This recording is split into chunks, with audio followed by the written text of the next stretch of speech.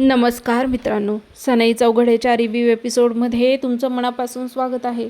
आजच्या एपिसोडमध्ये असा जबरदस्त ट्विस्ट येणार आहे की शेवटच्या काही मिनिटांमध्ये सगळ्यांचेच डोळे विस्पारले जाणार आहेत। शरूवर अचानक मोठं संकट कोसळणार आहे। ब्रँड अँबॅसिडर शेवटच्या क्षणी माघार घेणार आहे आणि तेजस्विनीला तर आयतच शरूला अपयशी ठरण्याची संधी मिळणार आहे। पण अशा कठीण वेळी शरू काय निर्णय घेते आणि शेवटी असा कोण येतो ज्याला पाहून तेजू अक्षरशः तोंडात बोटं घालते। चला तर मग आजचा एपिसोड पूर्ण बघूया। एपिसोडची सुरुवात होते ऑफिसपासून। ऑफिसमध्ये सगळे कर्मचारी फुटबॉल मॅचची चर्चा करत असतात। प्रत्येकजण आपल्या टीमबद्दल बोलत असतो। त्याचवेळी शरू ही उत्साहाने फुटबॉलचं आपलं ज्ञान सगळ्यांसोबत शेअर करत असते। इतक्यात ऑफिसमध्ये जयची एंट्री होते। जय सगळ्यांकडे पाहत म्हणतो, वाह, तुला फुटबॉलचं इतकं नॉलेज आहे, हीच खरंच चांगली गोष्ट आहे, पण आता थोडंसं लक्ष कामाकडे दे। जयचं बोलणं ऐकताच सगळे कर्मचारी हसतात आणि लगेच आपल्या कामाला लागतात।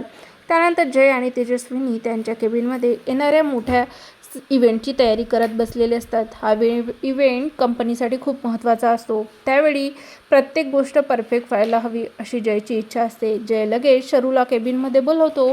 शरू आत येते आणि जय तिला विचारतो, ब्रँड अँबॅसिडरची सगळी चर्चा झाली का? रेट्स, अटी, फोटोशूट सगळं फिक्स झालं आहे ना? शरू आत्मविश्वासाने उत्तर देते, हो सर, सगळ्या टर्म्स आणि कंडिशन फायनल झाल्या आहेत। फक्त काही छोट्या छोट्या गोष्टी बोलायच्या बाकी आहेत। उद्या फोटोशूट होईल आणि लगेच आपलं ब्रँड लॉन्च करू। हे ऐकताच जय खूप खुश होतो। तो म्हणतो, मला तुझ्यावर पूर्ण विश्वास आहे। हे काम तू नक्की यशस्वी करशील। पण मित्रांनो, हे सगळं पाहून तेजस्विनीच्या चेहऱ्यावरचा राग स्पष्ट दिसत असतो। शरू बाहेर पडताच तेजस्विनी जयला म्हणते, जय, एवढी मोठी जबाबदारी तू स्वतः सांभाळायला हवी होती। एखाद्यावर जास्त विश्वास ठेवला की तोच माणूस कधी कधी विश्वासघात करतो। हे बोलून तेजस्विनी मीटिंगसाठी निघून जाते। आता इथपर्यंत सगळं सुरळीत चाललेलं असतं, पण खरी वादळाची सुरुवात आता होते। शरू आपल्या टेबलवर येते आणि ब्रँड अँबॅसिडरच्या कंपनीला शेवटच्या कन्फर्मेशन कॉल करते। पण फोनवरून जे उत्तर मिळतं ते ऐकून तिच्या पायाखालची जमीनच सरकते। समोरून कंपनी स्पष्ट सांगते, सॉरी, आम्हाला तुमच्यापेक्षा मोठा क्लायंट मिळाला आहे, त्यामुळे आम्ही तुमचा कॉन्ट्रॅक्ट रद्द करत आहोत।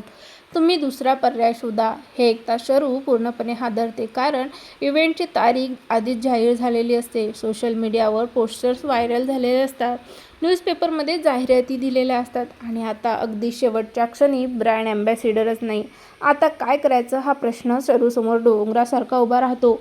शरू लगेच धावत जयच्या केबिनमध्ये जाते आणि सगळा प्रकार सांगते।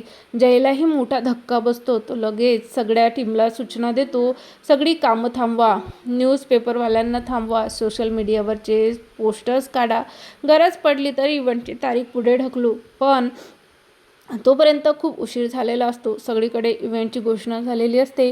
आता कंपनीची प्रतीक्षा पणाला लागलेली असते। शरू स्वतःला दोष देत रडू लागते। जय तिला शांत करण्याचा प्रयत्न करतो। यानंतर जय, शरू आणि ऑफिसमधले काही सहकारी चहा प्यायला बाहेर जातात। चहाच्या टपरीवर बसलेली शरू खूप निराश झालेली असते।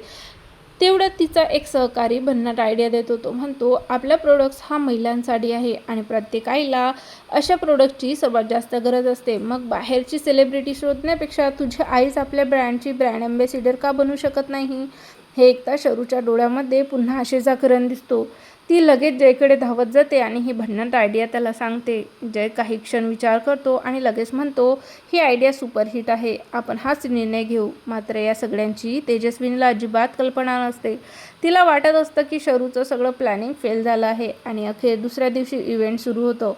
सगळ्यांच्या नजरा स्टेजकडे लागलेल्या असतात। ब्रँड अँबॅसिडर कोण आहे हा प्रश्न प्रत्येकाच्या मनात असतो। इतक्यात जय स्टेजवर येतो आणि मोठ्या आवाजात घोषणा करतो, आपल्या साक्षी ऑर्गॅनिक्सची नवीन ब्रँड अँबॅसिडर आहे पमा। इतक्यात पमा स्टेजवर येते आणि तिला पाहताच संपूर्ण हॉल टाळ्यांच्या कडकडाने दुमदुमून जातो। पण मित्रांनो, सगळ्यात मोठा धक्का बसतो तो तेजस्विनीला। तिचा चेहराच पळतो। अक्षरशः तोंडात बोटं घालून पमाकडे बघत राहते। तिला विश्वासच बसत नाही की शेवटच्या क्षणी शरूने इतका मोठा गेम पलटवला।